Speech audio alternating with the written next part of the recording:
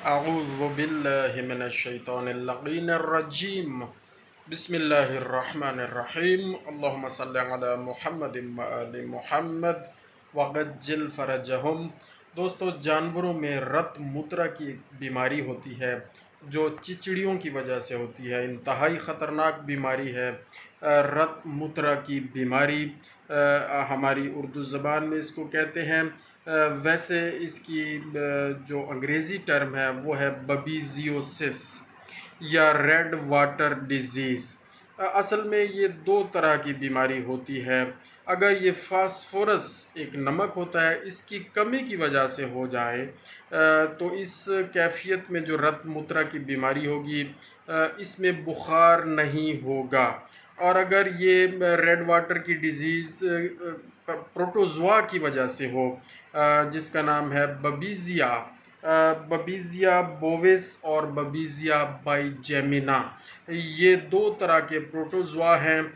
अगर इनकी वजह से हो जाए गायों और भैंसों में ये बीमारी, तो इस कैफियत में बुखार भी होगा और ज़ाहिर है रेड वाटर की बीमारी होगी और पेशाब से खून की तरह के खुलिए ज़ाहिर है निकलना शुरू हो जाएंगे और खून महसूस होगा कि खून पेशाब में आ रहा है।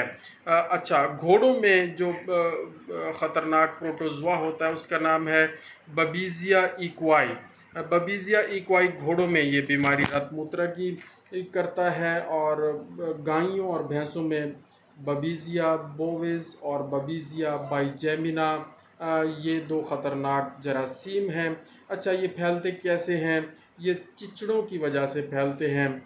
ये जो चिचड़ होते हैं इन जरासीम को कहीं से पिक कर लेते हैं जिसको पहले से ये बीमारी मौजूद होती है, वहाँ से इन जरासीम को पिक करते हैं और जब किसी दूसरे जानवर को ये काटते हैं चिचड़, तो ये जरासीम उन जानवरों के जिस्मों में मुंतकिल कर देते हैं और खून के अंदर ये जरासीम चला जाता है और 3 हफ्ते तक वहाँ पर ये अपनी अफजाइश नस्ल करता है और अपनी तादाद में इजाफ़ा करता है। और 3 हफ्ते के बाद क्या होता है कि इस बीमारी की अलामत आना शुरू हो जाती हैं। और सबसे पहली अलामत क्या है? बुखार 104 डिग्री फ़ारेनहाइट पर चला जाएगा अगर बबीजिया बोविस या बाइजेमिना की वजह से है। और अगर ये फास्फोरस नमक की कमी की वजह से है तो उस कैफियत में बुखार नहीं होगा। अच्छा दोस्तों, इसमें क्या होता है कि ये जो प्रोटोज़ोआ होता है ये असल में सुर्ख फुलियों को जाके अटैक करता है और उन पर हमला करता है और उनकी तोड़ फोड़ कर देता है। और ये जो रेड ब्लड सेल्स हैं, सुर्ख फुलिये हैं, ये पेशाब के रास्ते से बाहर निकलना शुरू हो जाते हैं। ज़ाहिर है जानवर बहुत ज़्यादा इसमें कमज़ोर हो जाता है, खून की कमी हो जाती है, उसकी रंगत पीली हो जाती है, ये सारी अलामात हैं। और बुखार भी होगा जैसे हमने आपको बताया। और अगर फास्फोरस की कमी की वजह से है तो बुखार नहीं होगा। तो इसका इलाज कैसे करना चाहिए? इसका इलाज ये है कि इंजेक्शन अमीडो कार्ब अवेलेबल है, डाइमिनाजीन अवेलेबल है। तो इनमें से कोई भी इंजेक्शन हमें मार्केट से मिल सकता है। तो हमने ये लगाना है अपने जानवर को और कम से कम 3 दिन लगाना है। वेटनरी डॉक्टर साहब ज़ाहिर है अपने हिसाब से उसका वेट मालूम करेंगे और उसको लगाएंगे। ये इसका डोज तकरीबन 1 मिलीग्राम पर 50 केजी बॉडी वेट है, यानी 1 मिलीग्राम 50 किलो वज़न के ऊपर है। और अगर 2.5 मन का जानवर या 100 किलो का जानवर है तो इसकी 2 mg 2 मिलीग्राम इसके इस्तेमाल होंगे इंजेक्शन के। अच्छा, ज़ाहिर है क्योंकि बुखार भी होता है तो एंटीपायरेटिक अद्वियात भी इसमें इस्तेमाल करनी है। वो भी मुख्तलिफ़ नाम से अवेलेबल हैं। डिक्लोफेनेक सोडियम है, डिक्लोस्टार है, मेलॉक्सिकेम है और बहुत सारी चीज़ें हैं जो एंटीपायरेटिक हैं। दोस्तों, इसमें बहुत ज़्यादा कमी हो जाती है खून की, तो ब्लड किसी दूसरे जानवर से लेके उस मुतासरा जानवर को हम ब्लड भी लगा सकते हैं। ज़ाहिर है ये वेटनरी डॉक्टर साहब करेंगे, आप ज़ाती तौर पर तो ये काम नहीं हो सकता।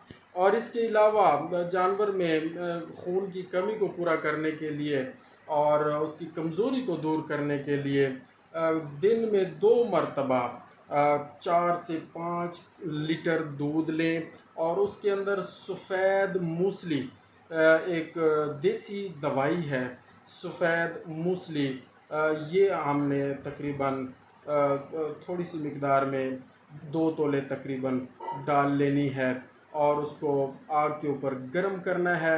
और जब वो तकरीबन आधा बच जाए दूध तो उसको नीचे उतार लेना है और फिर उस दूध को हमने अपने जानवर को पिलाना है। इससे उसकी कमज़ोरी दूर होगी और वो जो ब्लड सेल्स बाहर आ रहे हैं वो भी आना बंद हो जाएंगे। और ये जो देसी ट्रीटमेंट है ये 3-4 दिन लगातार आप करते रहें। साथ में मल्टीविटामिन अद्वियात का इस्तेमाल भी करना है। मसलन एमी-वाई-काम इंजेक्शन अवेलेबल है और भी बहुत सारी चीज़ें अवेलेबल हैं जिसमें बहुत सारे विटामिन्स होते हैं, तो वो हमने अपने जानवरों को लगाने हैं।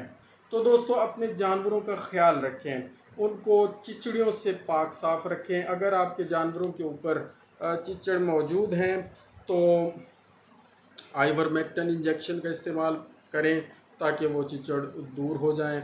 और हर 15 दिन के बाद ये इंजेक्शन 3 मरतबा रिपीट करने से मुकम्मल तौर पर जानवर के जिस्म से चिचड़ का ख़ात्मा हो जाएगा। और अगर हाँ, जानवरों के जिस्मों से तो उतर जाएंगे, नीचे अगर जगह आपने साफ़ नहीं की, कोने खुदरों पर चिचड़ मार दवाइयों का स्प्रे नहीं किया, टैगाफान एक दवाई है, सेगावान एक दवाई है, ट्राइक्लोरोफान एक दवाई है, ये पाउडर फार्म में अवेलेबल होती हैं। इनका महलूल तैयार करके स्प्रे वाली टैंकी में डाल के अगर हमने स्प्रे नहीं किया और अपने बाड़े जानवरों के ठहरने की जगह को साफ़ नहीं किया और वहाँ पर जो गोबर और पेशाब है उसको साफ़ नहीं किया, तो फिर वो दोबारा से जानवरों के जिस्मों को लग जाएंगे चिचड़। तो तरीक़ाकार ये है कि सबसे पहले बाड़े की सफाई करें, 1-1 इंच तकरीबन मट्टी कस्सी से उखाड़ लें, उसको इकट्ठा कर लें, उस मट्टी को अलग आग लगा दें और फिर वहाँ पर सेगावान, टैगाफान या ट्राइक्लोरोफान कोई भी आपको अवेलेबल है मेडिसन, उसका महलूल तैयार करके, तरीक़ाकार लिखा होता है, या वेटनरी डॉक्टर से कंसल्ट कर लें, उसको आप स्प्रे करवाएं उस जगह पे। उसके बाद नई मट्टी और रेत वहाँ पे डालें, खुश्क जगह कर दें और फिर अपने जानवरों को वहाँ पर खड़ा करें। तो तकरीबन हफ्ते में 2 मरतबा ये स्प्रे करें और हर 15 दिन बाद अपने जानवर को आइवरमेक्टिन का इंजेक्शन लगाएं, तो आपके जानवर चिचड़ों से साफ़ रहेंगे और ये बीमारी रक्त मूत्रा वाली और बाकी चिचड़ियों का बुखार और बहुत सारी बीमारियां होती हैं वो नहीं होंगी और आपका प्रॉफिट सेफ रहेगा। जज़ाकल्लाहु खैरा। अल्लाहुम्मा सल्लि अला मुहम्मदिन व आलि मुहम्मद व अज्जिल फरजहुम।